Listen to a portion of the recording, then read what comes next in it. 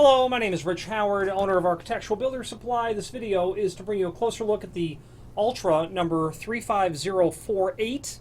This is a box of two 4-inch, 4x4, 5/8 radius, satin nickel, 5/8 radius corner, satin nickel plain bearing residential weight hinge.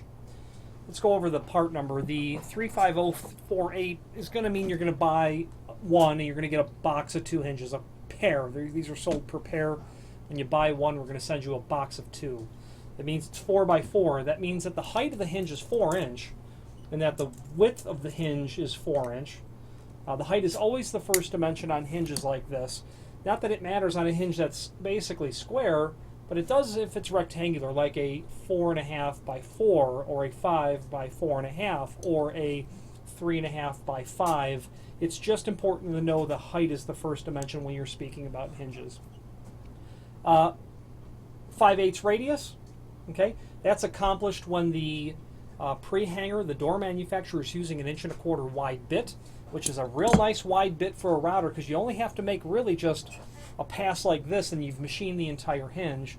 When you don't go back and square out those corners, you'll be left with a 5/8 radius, which is very common for hinges. Full mortise. You can see from the swag on the hinge leaves there that they are meant to be mortised flush to the edge of the door and frame when they're brought parallel. Residential weight, that means that the material thickness is 98 thousandths versus commercial weight, which would be 130 thousandths on a hinge like this. Steel based, okay. Satin nickel, that's going to be a satin nickel plating, and it does have a lacquer on the face of it, as you can probably see. A little bit of reflection there, that's the lacquer. Removable pin, you can easily drive that pin out should you want to, should you feel it necessary. Plain bearing, it's a 5-knuckle hinge. You can see why they call it that, but there are no bearing packets here or here, so it's called plain bearing. Certainly by far the most common hinge in residential applications. If you're doing a new project, new doors, new frames, new hardware, just new hinges perhaps, I would recommend ball bearing hinges. Maybe not for all doors, but those primary doors. Let's say the door down to the finished basement where the kids are always going to go downstairs. That door over 10, 20 years, that hinge will absolutely fatigue with use, and it'll pay dividends to have ball bearing hinges. Ball bearing are always superior. They always cost more naturally, but there are just, simply instances where having a ball bearing versus a plain bearing hinge doesn't factor in to the additional cost. So plain bearing is the most common that you'll see. It's called button tip.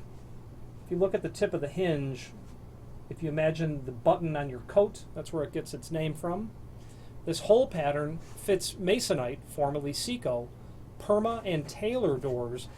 There is, below this, a link to a document called Cut Sheet, which actually, wow, I'm surprised, gives you the dimensional locations of those screw holes. Surprised because Ultra doesn't have a lot of technical data available.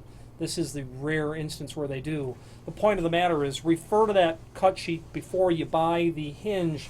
You want to be sure that the holes line up both vertically and horizontally. There's, the data is there compared against the existing if you're replacing, and then you'll know for sure that you'll have a proper fit. So it's handy that that is there. Okay, screws are included. These are going to be probably numbered 9 by inch or so fly cut screws. Fly cut means that it has an unusual treatment to the tip of the screw where it's cut back so that as the screw is being run into the wood, generally in an automated machine, it's not splitting the wood and it's cutting its way through rather than breaking its way through. The name Ultra is synonymous with residential hardware. There is a link below this video to the manufacturer's page where you can pull up not only all of the Ultra locks that we sell, the Ultra hardware that we sell, but a link to the manufacturer's website, along with a link to the full product catalog. If you are looking for hinges, you might want to review the other finishes, the other sizes, the ball bearing versions, the commercial versions. The access to the catalog allows you to see those part numbers. That's the important thing. If you're a residential client as well, look at their cabinet hardware. Great quality cabinet hardware, very good value, very attractive prices, and great diversity of product selection.